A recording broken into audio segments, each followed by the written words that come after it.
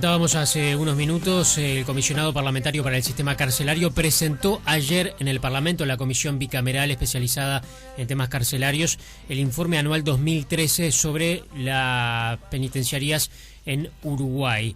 ¿Qué es lo que destaca el informe? Algunos aspectos positivos en la gestión de las cárceles uruguayas, como por ejemplo la baja del nivel del hacinamiento, pero también algunos puntos críticos que de alguna manera son renovados, porque se arrastran desde hace varios años. Carce, en el informe presentado ayer, señala que hay casi 10.000 personas privadas de libertad en Uruguay, que hay además un 44% de la población carcelaria que es primaria, es decir, que se encuentra allí por haber cometido delitos por primera vez, y destaca algunos puntos fuertes del sistema y también algunos puntos débiles. Estamos en línea a partir de este momento con Álvaro Garcés, comisionado parlamentario para el sistema carcelario. ¿Qué tal? ¿Cómo le va? Buenos días. Buenos días. ¿Qué es lo que destaca principalmente como debe en el accionar del gobierno, en la gestión de las cárceles, en este informe presentado ayer?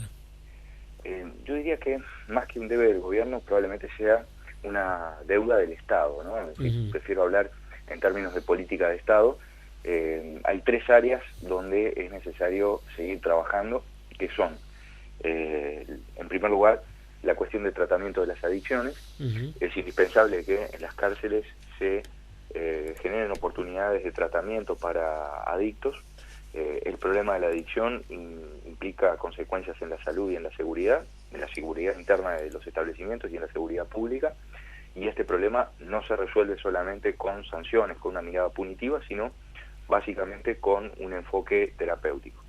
La segunda cuestión a trabajar, y ya a esta altura pensando en el próximo periodo de administración, es la salida de las cárceles del Ministerio del Interior.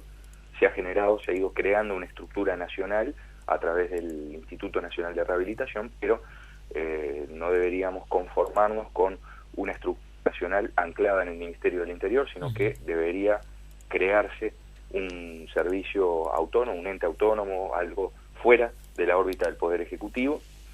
Y finalmente, el tercer aspecto es la reforma procesal penal.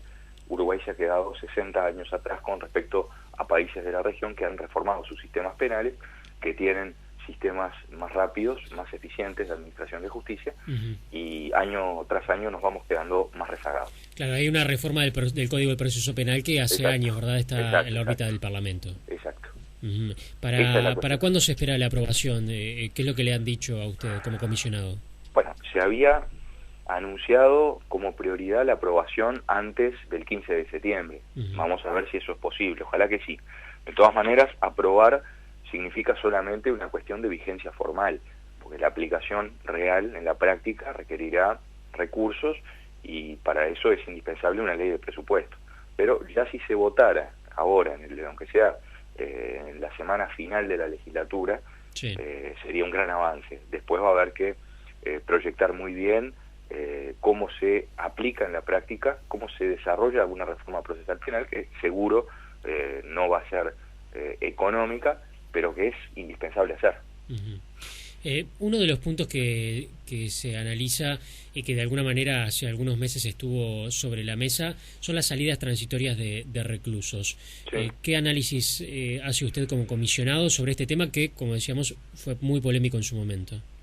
Las salidas transitorias son esenciales para la inserción de las personas que tienen buena conducta, que demuestran, o por lo menos se puede advertir a través de algunos indicadores objetivos, que quieren hacer las cosas bien. La idea es que estas personas de a poco vayan saliendo para trabajar, para estudiar, y eso, digamos, en general funciona muy bien. Lo que pasa es que cuando uno en 300 comete un delito, muchas veces se juzga a todo ese colectivo por la actitud de una persona.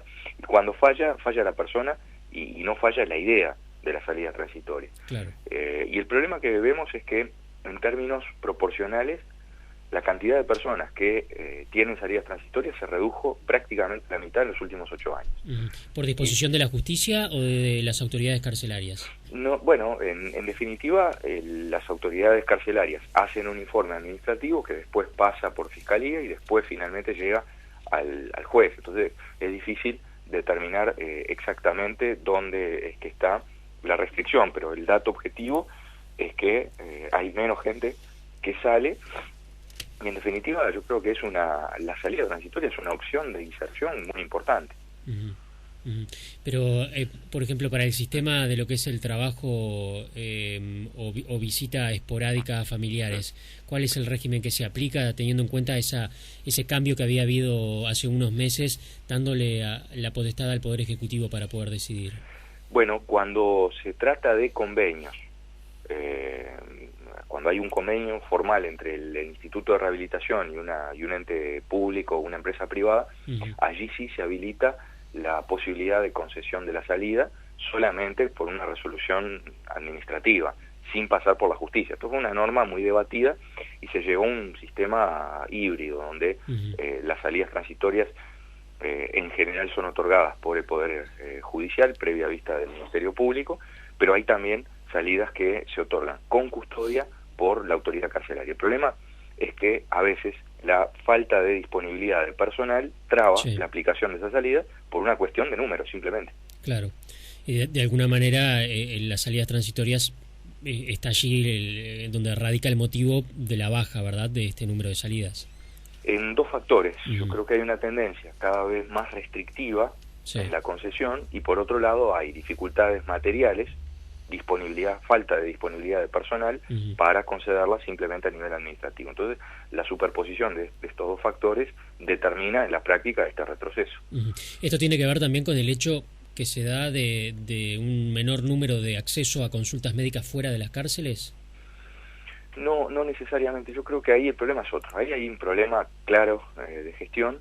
La atención de la salud dentro de la cárcel mejoró en general con las policlínicas de ACE.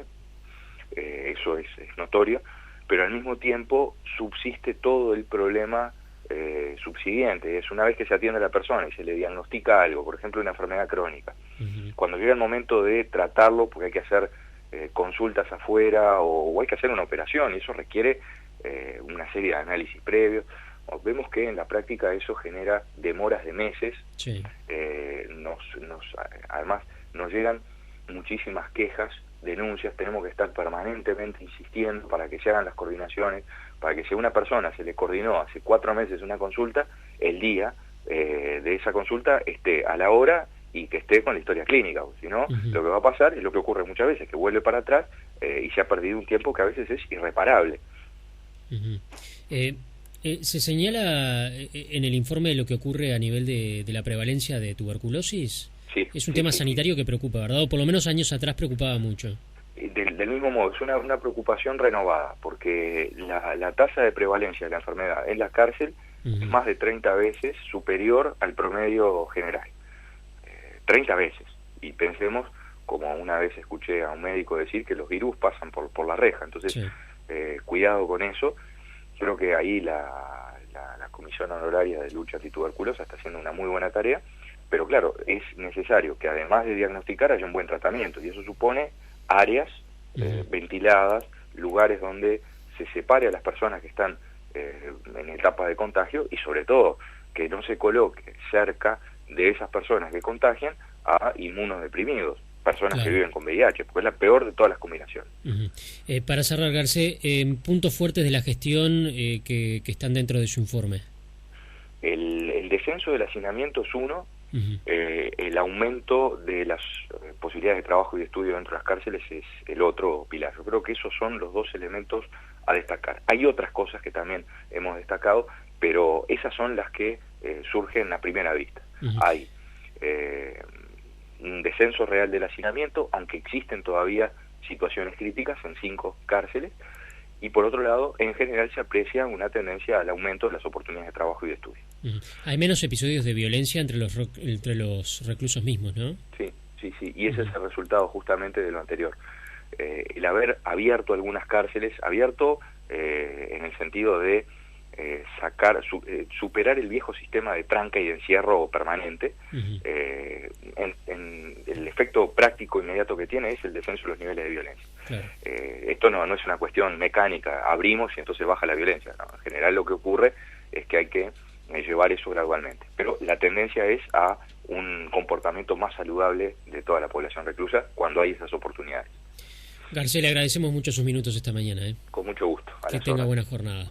Era Álvaro Garcés, el comisionado parlamentario para el sistema carcelario.